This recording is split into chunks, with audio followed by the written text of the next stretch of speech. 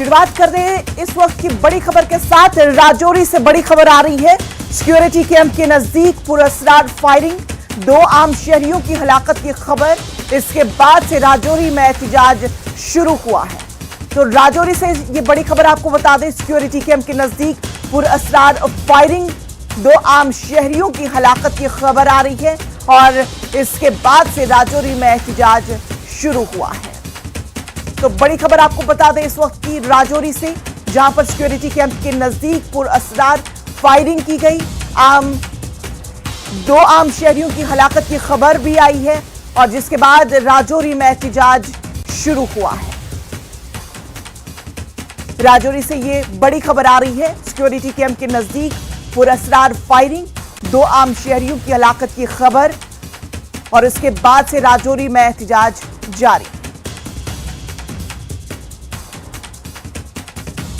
तो इस पूरे मामले पर हमारे साथ बात करने के लिए JKLH के सीनियर एडिटर तेजेंद्र सिंह सोढ़ी हमारे साथ जुड़ चुके हैं। राजौरी से इस वक्त की बड़ी खबर आ रही है कि सिक्योरिटी कैंप के नजदीक फायरिंग हुई है और आम शहरियों की हलाकत भी हुई है और इस पूरे मामले पर आपकी तफसीलात चाहेंगे। जो अभी इनिशियल जो खबर इतलात आ रही हैं, ये सुबह 6:30 बजे की घटना है आज सुबह की, जब सुबह 2 लोग जो थे उनकी पुरअसरार संदिग्ध हालात में फायरिंग के दौरान मौत हुई है। ये दोनों जो है सिविलियन हैं, जिनकी identity Kamal Kishore son of Radu Ram और Surendra Kumar son of Om Prakash Faliyana ward number 15 Rajouri के रहने वाले हैं। ये लोग जब से इनकी मौत की घटना की खबर सामने आई है, तब से ही पूरे इलाके में जो है प्रोटेस्ट चल रहे हैं। लोग सड़कों पर आए हैं और जो है वो प्रोटेस्ट कर रहे हैं और ये चाह रहे हैं कि जो इस फायरिंग में मुलविस लोग हैं, जिन्होंने ये फायरिंग की है, उन पे कानूनी कार्रवाई की जाए। इन लोगों की जो मौत हुई है वो एक सिक्योरिटी फोर्स के कैंप के नजदीक हुई है। तो ये भी जो इनिशियल इन्वेस्टिगेशन है, पुलिस के सूत्रों द्वारा हमें ये बताया जा रहा है कि ये एक मिस्टेकन आइडेंटिटी भी हो सकती है। इन लोगों की मूवमेंट की वजह से हो सकता है कि जो सिक्योरिटी फोर्सेस के कैंप पे जो संतरी गार्ड ड्यूटी पे था, उसने शायद इन्हें आतंकवादी समझ के इन पे फायरिंग कर दी है। लेकिन ये सारा जो केस है, अभी इन्वेस्टिगेशन हो रही है। लोगों ने जो है जम्मू पुंछ हाईवे राजौरी में ब्लॉक किया है, वहां से ट्रैफिक की मूवमेंट को रोका हुआ है। प्रोटेस्ट चल रहे हैं और कार्रवाई की मांग जो है लोग वहां पर कर रहे हैं। जी इंशा। तेजेंद्र जी, आपसे ये भी जानना चाहेंगे कि जिन आम शहरियों की हलाकत हुई है, क्या उनकी शिनाख्त हुई है? हाँ इंशा, उन दोनों की शिनाख्त हुई है। कमल किशोर सन ऑफ राडू राम और सुरेंद्र कुमार सन ऑफ ओम प्रकाश, ये दोनों फलियाना वार्ड नंबर 15 राजौरी के रहने वाले हैं और ये दोनों जो हैं सिविलियन हैं।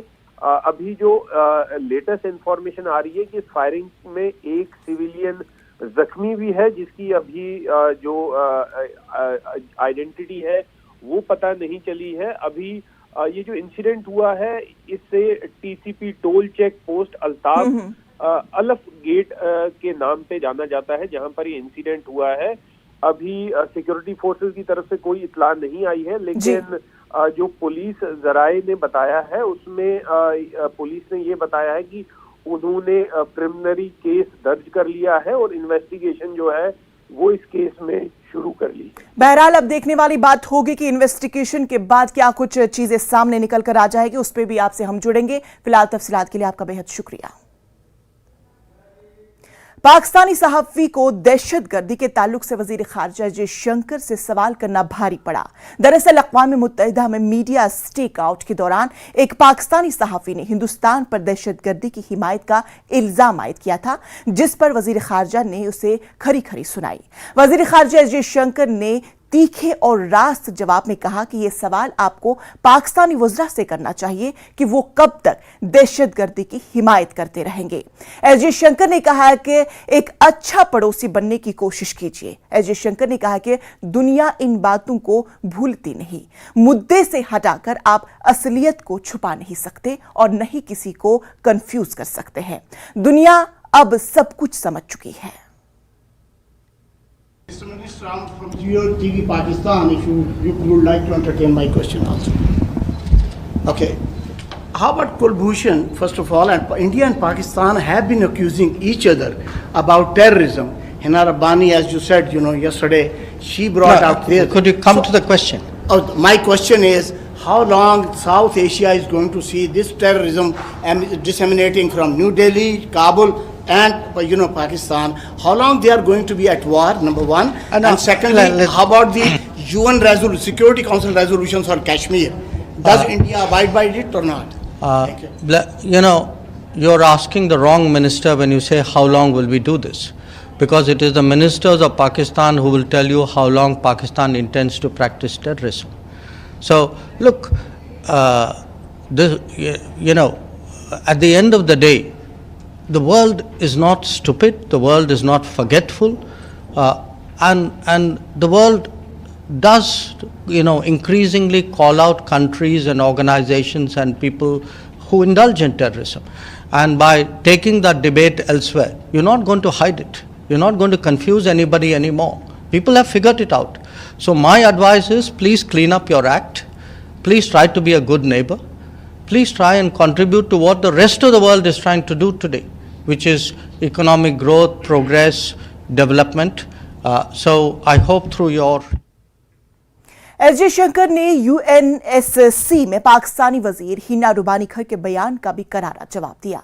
वजीर खारजा एस जयशंकर ने पाकिस्तानी वजीर को याद दिलाया कि दुनिया पाकिस्तान को उसकी हरकतों की वजह से दहशतगर्दी के अड्डे के तौर पर देखती है। एस जयशंकर ने पाकिस्तानी वजीर को हिलरी क्लिंटन से उनकी मुलाकात की भी याद दिलाई, जब दहशतगर्दी के मामले पर हिलरी क्लिंटन ने हिना रुबानी खर को घेरा था। I read the reports on what Minister Hina Rabbani Khar said, and I was reminded more than a decade ago, if my memory serves me right, Hillary Clinton was visiting Pakistan, Islamabad, and Hina Rabbani Khar was a minister at that time, and I think standing next to her, Hillary Clinton actually said that if you have, I'm giving you the sense, it's not an exact quote, that if you have snakes in your backyard, you can't expect them to bite only your neighbors. Eventually, they will bite the people who keep them in the backyard. But as you know, Pakistan is not great on taking good advice, and you see what's happening there. In terms of what they are saying, look, the truth is, everybody, the world today sees them as the epicenter of. वजीर खारजा जयशंकर ने UNSC briefing के दौरान 9/11, 26/11 दहशतगर्द हमलों का जिक्र किया। साथ ही उन्होंने चीन और पाकिस्तान पर नाम लिए बिना हमला बोला। उन्होंने कहा कि किसी भी मुल्क को दहशतगर्दी से सियासी फायदा हासिल नहीं करना चाहिए। This council is well aware that terrorism is an existential threat to international peace and security. It knows no borders, nationality, or race, and is a challenge that the international community must combat collectively. India faced the horrors of cross-border terrorism long before the world took serious note of it. Over the decades, we lost thousands of innocent civilian lives. But we fought terrorism resolutely, bravely, and with a zero-tolerance approach, because the threat of terrorism has actually become even more serious. We have seen the expansion of Al-Qaeda, Daesh, Boko Haram, and Al-Shabaab and their affiliates. At the other end of the spectrum are lone wolf attacks inspired by online radicalization and biases. But somewhere in all of this, we cannot forget that old habits and established networks are still alive, especially in South Asia. The contemporary epicenter of terrorism remains very much active, whatever gloss may be applied to minimize unpleasant realities. Let me conclude by emphasizing that we cannot let another 9/11 of New York or 26/11 of Mumbai happen again. In the last two तो इस पूरे मामले पर हमारे साथ बराह रास्त शैलेंद्र हमारे साथ जुड़ चुके हैं। शैलेंद्र, आपसे जानना चाहेंगे कि जिस तरह से एस जयशंकर ने पाकिस्तानी सहाफी को करारा जवाब दिया और दूसरी जानिब हम ये भी कह सकते हैं कि पाकिस्तान की नापाक हरकतों से पूरी दुनिया वाकिफ है, लेकिन उसके बाद भी आप देखिए कि पाकिस्तान की इस हिम्मत का क्या ही बोलना कि दूसरे मुल्क को दहशतगर्द करार दे रही है।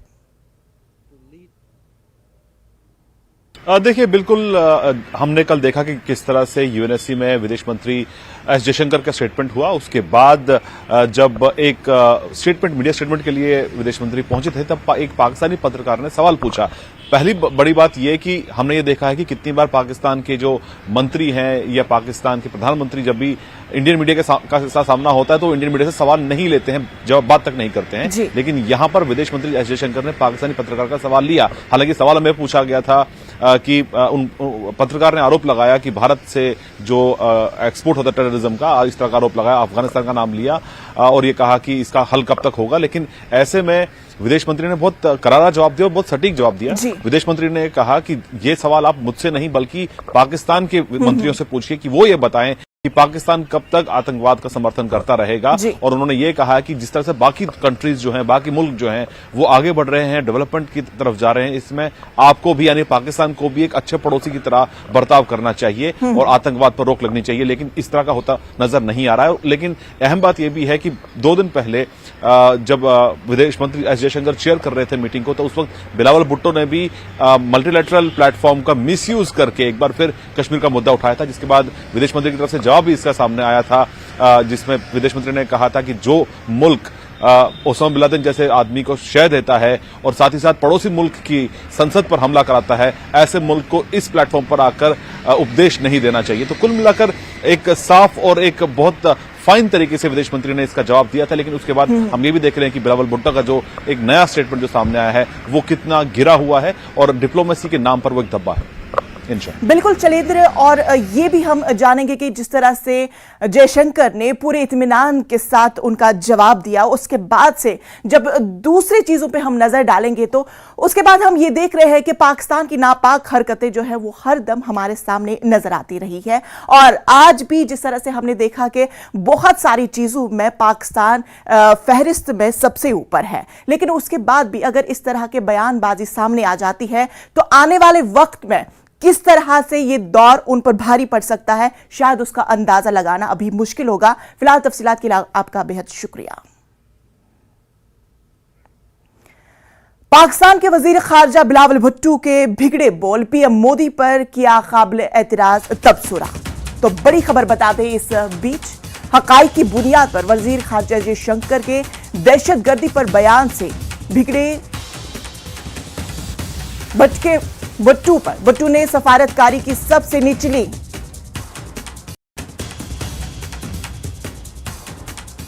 निचली सतह पर जाकर दिया बयान।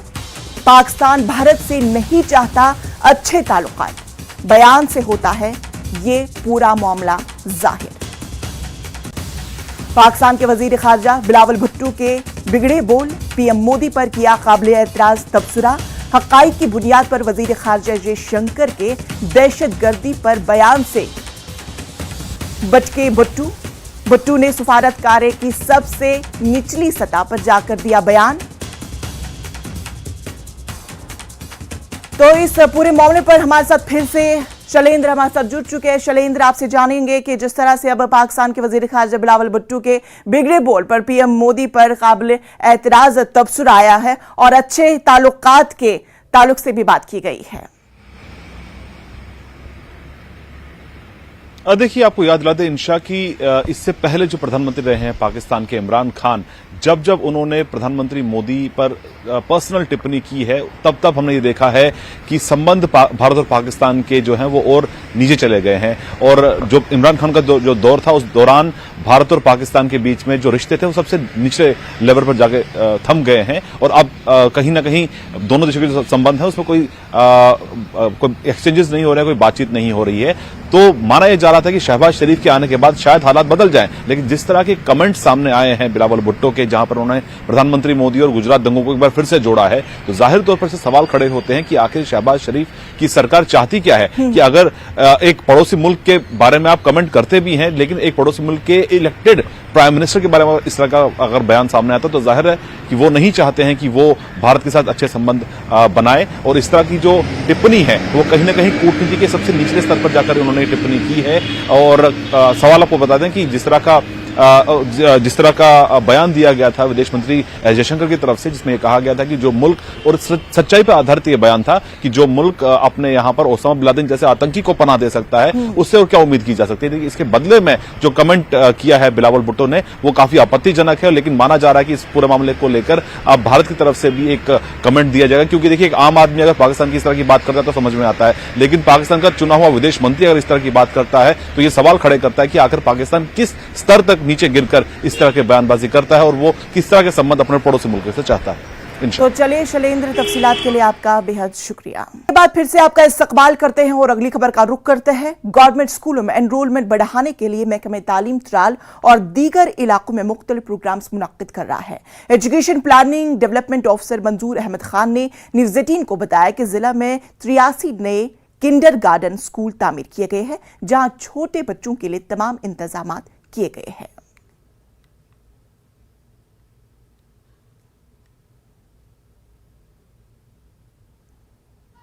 जहाँ तक एनरोलमेंट का ताल्लुक है तो आप देखिए, आज से 1 साल पहले हमारा जो एनरोलमेंट था पूरे डिस्ट्रिक्ट में वो 37,000 था। आज की डेट में आप देख रहे हैं 51,000 है। और जो ये एनहांसमेंट हुई है ये बिकॉज ऑफ द जो यही प्रोग्राम्स हम करते हैं जिसमें एनरोलमेंट ड्राइव भी होता है, पेरेंट टीचर मीट्स भी होते हैं। इसमें हमारे ये जो फैसिलिटीज़ हम प्रोवाइड कर रहे हैं स्कूलों में, जहाँ तक ICT लैब्स का ताल्लुक है, स्मार्ट क्लासरूम्स का ताल्लुक है या किंडर गार्डन्स का ताल्लुक है, इसके हवाले से हम अब ये जो पेरेंट्स हैं ये देख रहे हैं कि जो सहूलियात हमें उनको प्राइवेट सेक्टर में मुहैया होती थी वो अब गवर्नमेंट सेक्टर में भी आने लगी हैं। इस हवाले से उन्होंने अपने बच्चों को यहाँ दाखिला दिया। इस साल हमारे 81 जो ये आए हैं ये किंडर गार्डन्स वो अब बन रहे हैं, उनका इसी महीने में होगा। जहाँ तक इसका इंफ्रास्ट्रक्चर का ताल्लुक है या जो फैसिलिटीज़ है किंडर गार्डन बच्चों के लिए, जो छोटे बच्चे हैं उनके लिए जो फैसिलिटीज़ हैं ताकि वो एंजॉय करें उन किंडर गार्डन्स में, और उनका जो लर्निंग बाय डूइंग या लर्निंग बाय जॉयफुल लर्निंग जो होता है वो उनको उससे मज़ा आएगा और वो आइंदा सीखे भी और खेलेंगे भी उसमें। ऐसे भी 81 हमारे किंडर गार्डन इस साल बन रहे हैं। साबिक वजीर आला और JKNC के नायब सदर उमर अब्दुल्ला ने कहा कि मरकज ने बार बार मुख्तलिफ तरीकों से कश्मीरियों की तजलील की है। बॉलीवुड की एक हालिया फिल्म कश्मीर फाइल्स का हवाला देते हुए उमर अब्दुल्ला ने कहा कि इसमें दिखाया गया था कि हर कश्मीरी दहशतगर्द है, लेकिन हकीकत यह है कि कश्मीरी अमन पसंद है। और यहां तक कि कश्मीरी अमरनाथ यात्रा के दौरान अमरनाथ यात्रियों को अपने कांधों पर उठाते हैं।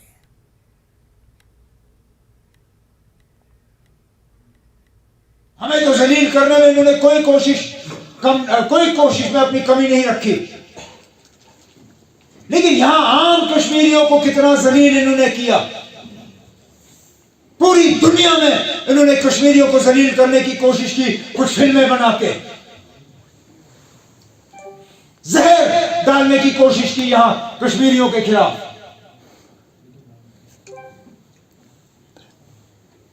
किसी चीज से इनको चैन नहीं। ये तासुर देने की कोशिश की कि हर कश्मीरी जो है वो बंदूक पसंद है, हर कश्मीरी जो है वो फिरका परस्त है। हालांकि सच हम जानते हैं, जब अमरनाथ की यात्रा होती है कश्मीरी मुसलमान यात्रियों को अपने कंधे पे बिठा के वहां गुफा तक ले जाता है यात्रा कराने के लिए, और हम फिरका परस्त।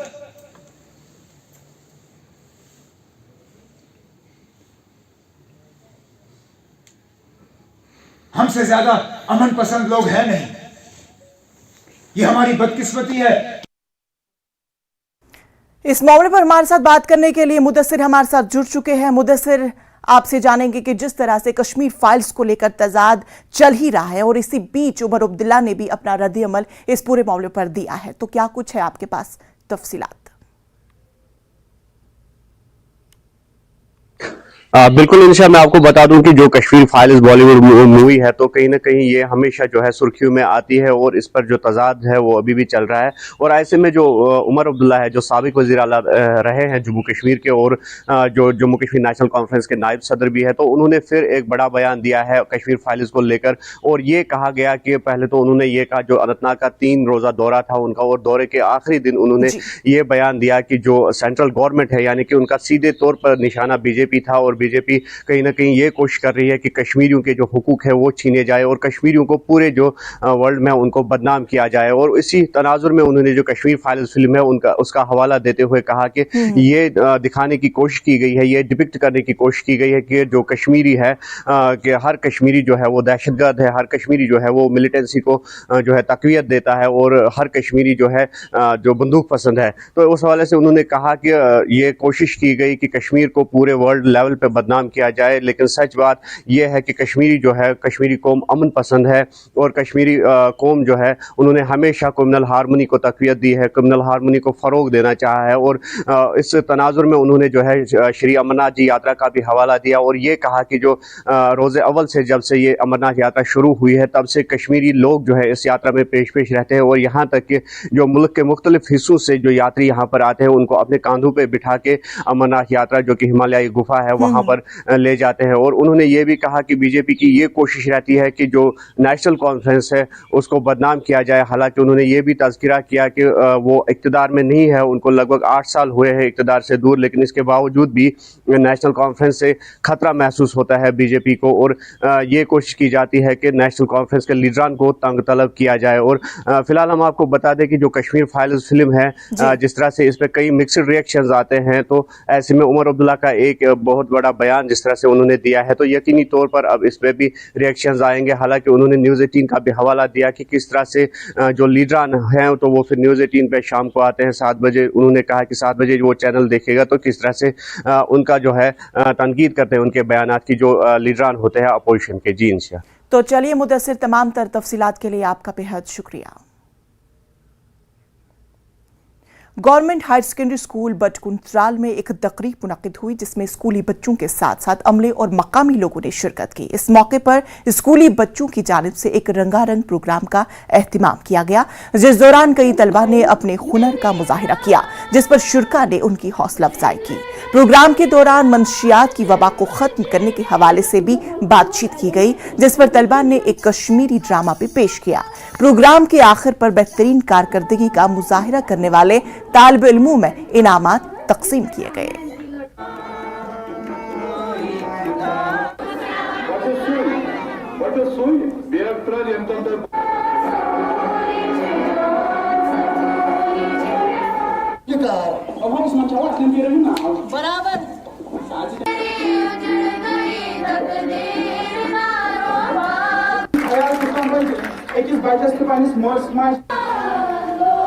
हमारी स्कूल यानी बटकुंतराल में जो हायर सेकेंडरी है, एनुअल डे का इनिकाद हुआ।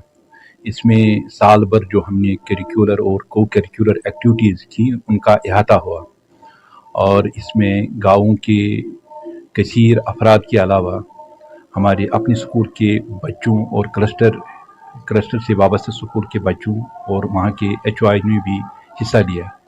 इन जैसे प्रोग्रामों का इनकाद का मकसद यही होता है कि बच्चों को एक्सपोजर मिल जाए,